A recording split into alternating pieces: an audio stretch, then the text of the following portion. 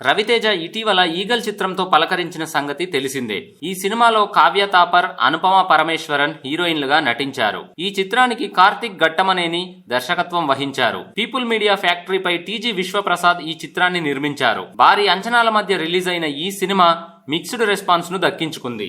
ఇక ఈగల్ చిత్ర కలెక్షన్ల విషయానికి వస్తే ప్రపంచవ్యాప్తంగా దాదాపు 60 కోట్లకు పైగానే గ్రాస్ కలెక్షన్లను రాబట్టింది. ఈగల్ మూవీ మార్చ్ 1 నుండే ఓటీటీలోకి వచ్చేసింది. అమెజాన్ ప్రైమ్ వీడియోస్ మరియు ఈటీవీ విన్ 2 ఓటీటీ ప్లాట్ఫామ్స్ లో స్ట్రీమింగ్ అవుతోంది. ఇక థియేటర్స్ లో మిస్ అయిన వాళ్ళు ఈ చిత్రాన్ని ఇప్పుడు ఓటీటీలో నేరుగా చూసేయవచ్చు. ఇక హనుమాన్ సినిమా విషయానికి వస్తే టాలీవుడ్ లో సినిమాకు వైవిధ్యం చూపిస్తూ తనకంటూ ఒక ప్రత్యేక గుర్తింపు తెచ్చుకున్న దర్శకుడు ప్రశాంత్ వర్మ.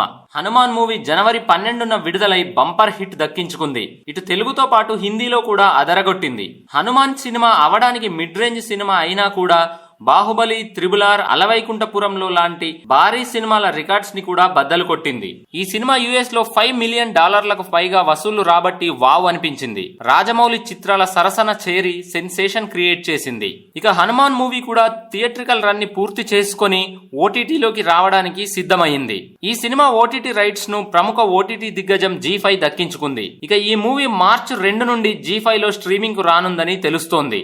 అయితే ఈ విషయంలో ఇంకా అధికారిక ప్రకటన విడుదల కావాల్సి ఉంది.